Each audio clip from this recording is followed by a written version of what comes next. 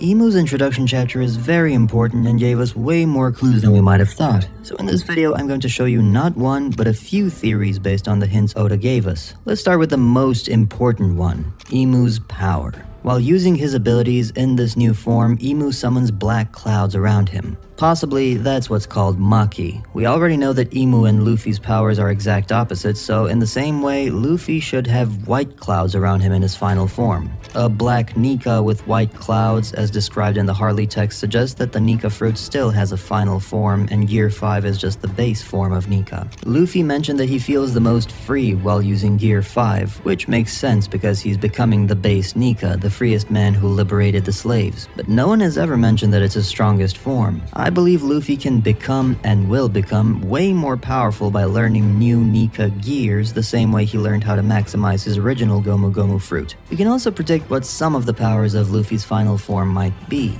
Imu, thanks to his power, has the ability to heal and boost his allies. That immediately makes me think that Luffy might be able to do the same. If Imu uses Omen, the black fire that boosts his allies, then Nika might have the Mother Flame or some kind of Sun Flame that heals and energizes his crew and other allies, similarly to Naruto in the Fourth Great Ninja War. The same black flames were used during Saturn's execution scene. There are two possibilities. The first one is that Imu canceled the Deep Sea contract that extended Saturn's life. So when Imu took back the power he had bestowed onto Saturn, Saturn withered away into nothing, because that's what he would have been if not for the immortality granted by the Covenant. The second option dives even deeper. The five elders in Gunko seem to have multiple unnatural abilities, like full damage recovery, agelessness, and teleportation or summoning through magic circles. The reason for that might be that through Imu's Omen power, they were able to host multiple devil powers within their bodies. So when Saturn had all of those omens drained from him, he could no longer withstand those powers, and that's what triggered the explosion phenomenon, the same kind that's said to occur when someone eats two devil fruits. There's a reason why I showed you this option as well, because now we're going to talk about the man marked by flames. I believe the man marked by flames was a former Holy Knight, and I'll explain why. There's a reason why this mysterious man and the Holy Knights were introduced at nearly the same time, and also why Imu and the Black Flames were revealed before him, which before this chapter seemed unreasonable. In chapter 1168, we were told that Shanks left Mariejois right before officially becoming a Holy Knight.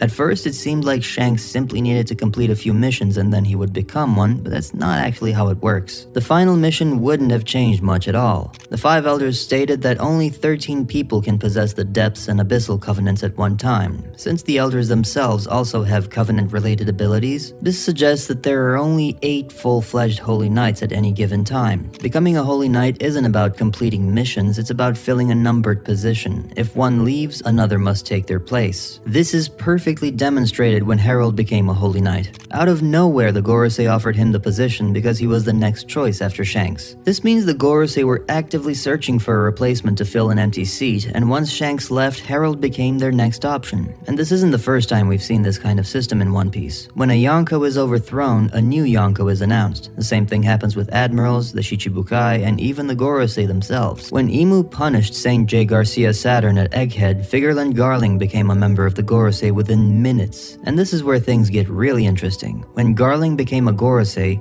a position among the Holy Knights was left empty. Shortly after that, Shamrock and Gunko went to Elbaf to recruit Loki. The numbers must always be maintained. So what exactly happened 14 years ago? All of a sudden, a Holy Knight had to be replaced, after which Harold became one of them. We saw that Saturn was burned by black flames at the moment of his death. What if the man marked by flames was a former Holy Knight who escaped from Imu, was burned in the process, but somehow survived? The epithet man marked by flames would fit perfectly in that case. Being burned by Imu's black flames seems far more reasonable than being burned by Akainu, Sabo, or any other character, especially considering we are in the Final Saga. Also, the 14 years detail is really interesting, and here's why. When Eustace Kid mentioned the man marked by flames, both Nico Robin and Law had very unusual reactions. It seems both of them might have heard about him, or at least have an idea of who he could be. Robin spent her childhood moving between different crews, so it wouldn't be surprising if she had heard something. But Law's situation is even more interesting. Law is currently 26. He met the Don Quixote family 16 years ago when he was 10. Don Quixote Rocinante took him away 2 years later when he was 12. Exactly 14 years ago. Rocinante died 6 months later while saving Law when Law was 13.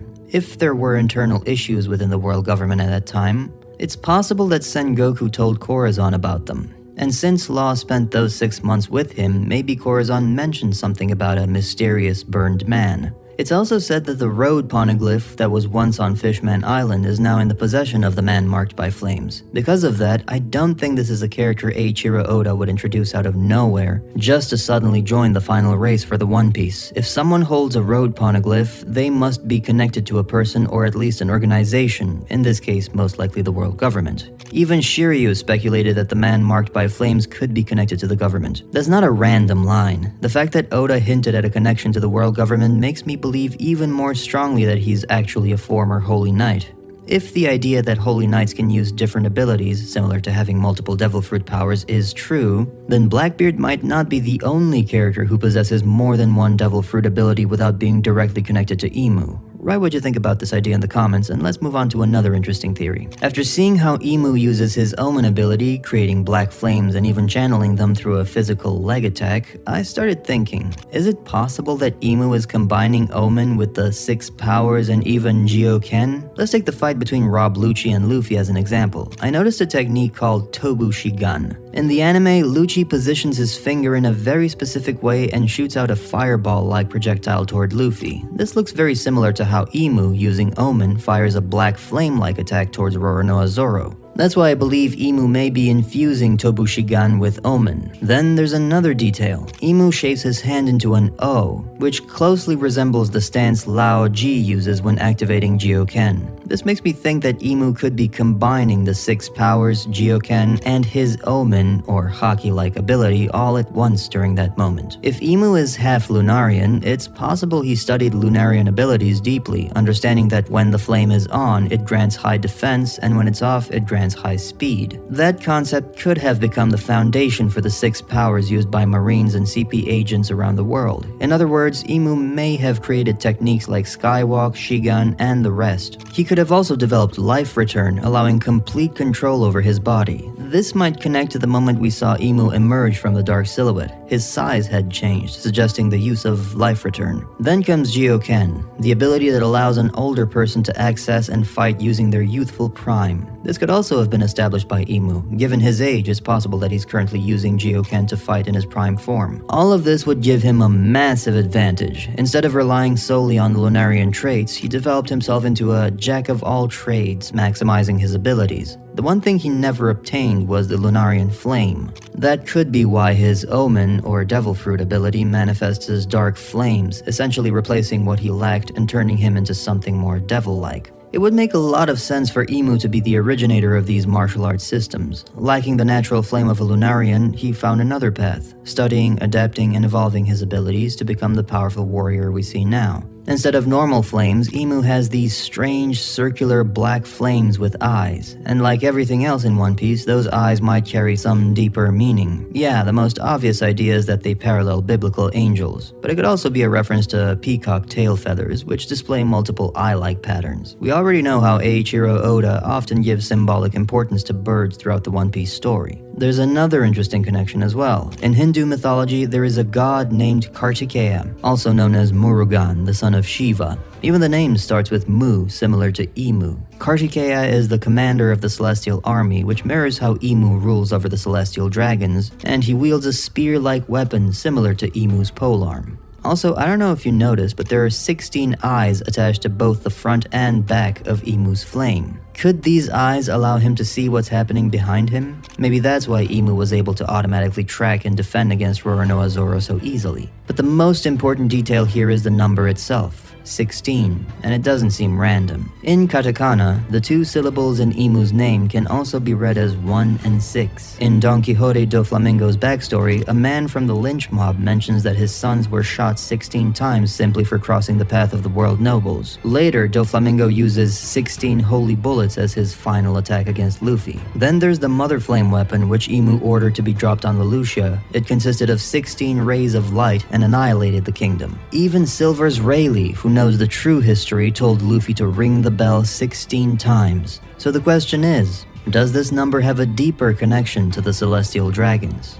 In tarot, the number 16 corresponds to the Tower. It symbolizes sudden, massive change, and when reversed, it can represent resistance to change. That's actually perfect symbolism. Luffy represents change while Imu represents something fixed and unchanging. The Tower card also appears in Basil Hawkins' deck, especially during his battle with Killer, further reinforcing the importance of this number within the story. From the tarot card, we see that the Tower is struck by lightning, and I believe that eventually that's how Imu will fall. Lightning is a recurring image in One Piece. We see it in the eyes of Roxy Zebek, in the skies after the God Valley incident, wielded by Gear 5 Luffy, and even back in chapter 100 when Luffy was about to be executed on the tower. Lightning goes hand in hand with the storms that the D clan brings. At the start of the Elbaf arc, we saw Road as the fake sun god along with his 3 subordinates, a rabbit, a crow, and a giant snake. There was also a giant cat that the Straw Hats managed to tame, and in the end, that cat was the one that helped them escape. Before they escaped, Nami attacked Road with a lightning strike. Of course, Road survived, it wasn't a fatal blow. Oda likely did this intentionally. I believe that at the end of this arc, Loki and Luffy, with their lightning-related powers, and possibly Nami with Zeus as well, will strike Imu before escaping, and in the end, that might be exactly how Imu falls. Through lightning, possibly even combined with a final attack from Monkey D. Dragon. That's it for today. Write what you think about these theories down in the comments, and if you want to see more about Imu's past in the Void Century, click this video right here. Thanks for watching. Bye.